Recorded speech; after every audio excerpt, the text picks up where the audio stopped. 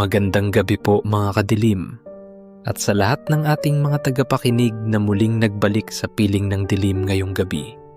Bago po tayo magsimula sa panibagong istorya, nais ko po munang magpasalamat sa inyo sa walang sawang pakikinig at pagsama sa ating gabi-gabing kwentuhan. Kung bago ka pa lamang po dito sa ating channel, iniimbitahan kitang sumama, makinig at magpakalunod sa mga kwento ng kilabot at hiwaga.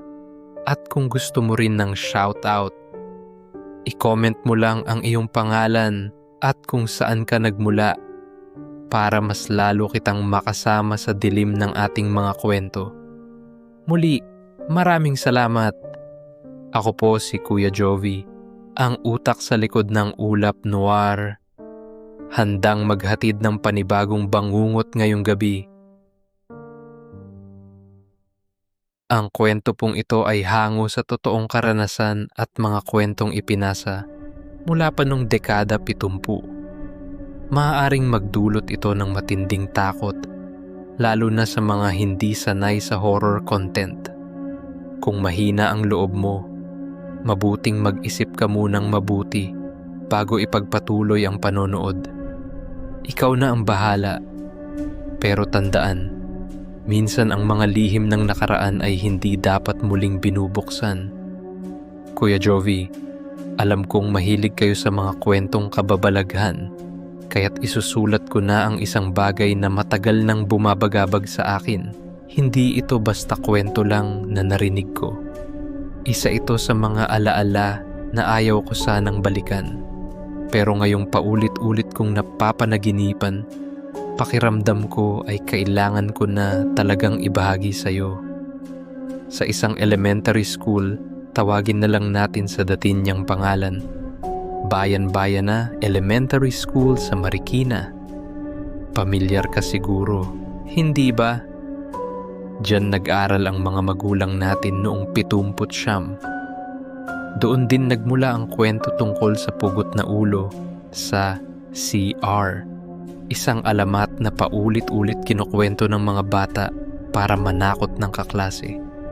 Akala ko dati gawa-gawa lang iyon. Hanggang sa mismong ako ang makasaksi ng dahilan kung bakit hindi na nawala ang kwento ng pugot na ulo. Noong high school pa lang, mahilig kaming magbarkada na pumasok sa mga lumang lugar, mga eskwelahang sinasabing haunted. Isang Biyernes ng hapon, inimbitahan ako ng kaibigan kong si Ramon. Sabi niya, "Tol, tara sa Bayan-Bayanan Elementary. May alam akong lumang CR na hindi na ginagamit. Doon daw pinugutan ng ulo yung guro dati." Natawa ako noon. Ano yan? Urban legend? Umiling siya. Hindi, tol. Totoo. Yung parents ko mismo, alam ang kwento.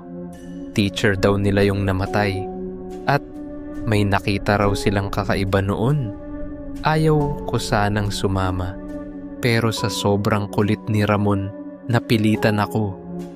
Naisip ko, baka naman wala lang talaga at matatawa kami pagkatapos.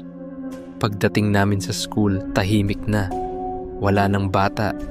Ang paligid, puno ng mahahabang anino ng mga puno. Dinala niya ako sa pinakadulo ng lumang building kung saan halos nakalimutan na ng lahat na may nakatayong CR. Kuya Jovi, hindi ko makakalimutan ang itsura ng CR na iyon.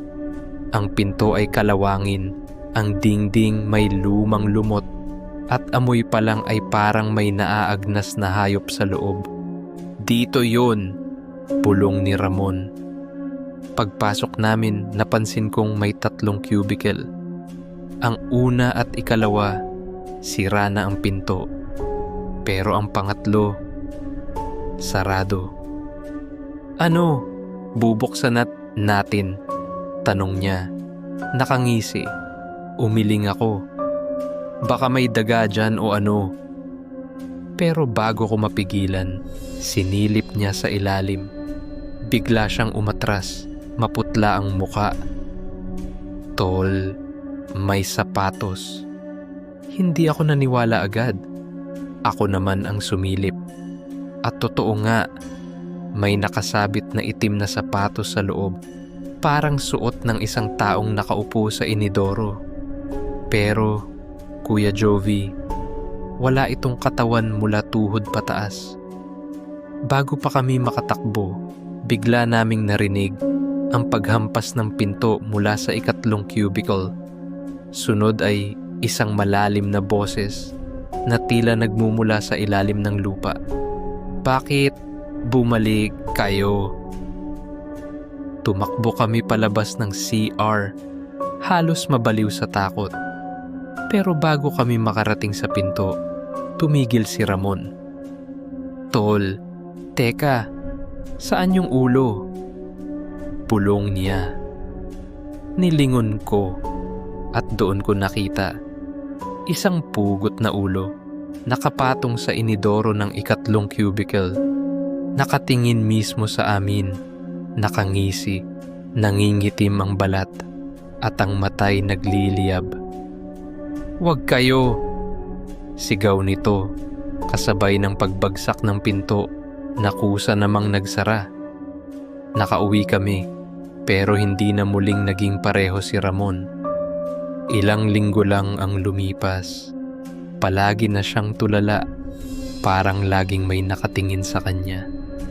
Hanggang sa isang araw, hindi na siya pumasok sa klase.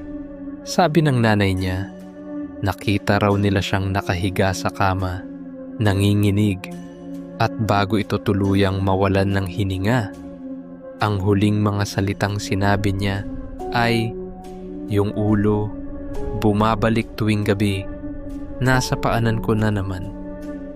Kuya Jovi, hanggang ngayon, hindi ko alam kung ano ang totoo at ano ang guni-guni. Pero isang bagay, ang CR siguro na yon ay nananatiling nakasara hanggang ngayon. Walang estudyanteng gustong gumamit. At kahit ang mga janitor ay iniiwasan iyon. At kung sakaling may pagkakataon kang mapadaan sa Bayan-Bayanan Elementary, iwasan mong tumingin sa pinakadulong CR. Dahil baka makita mong nakasilip ang sapatos at wala na ang katawan mula tuhod pataas. Kuya Jovi, sana po ay maibahagi rin ang aking kwento para magbigay hindi lang ng aliw, kundi ng isang aral sa mga tagapakinig. Muli, isang mapagpalang araw po. Kung ikaw ay may kwentong katulad nito, ipadala lang sa Ulap Noir. Baka kwento mo na ang susunod naming ilahad. Ako si Jovi ng Ulap Noir. At hanggang sa muli nating pagkikita, kung magigising ka pa, subscribe for more true Pinoy horror stories tuwing gabi sa ilalim ng ulap.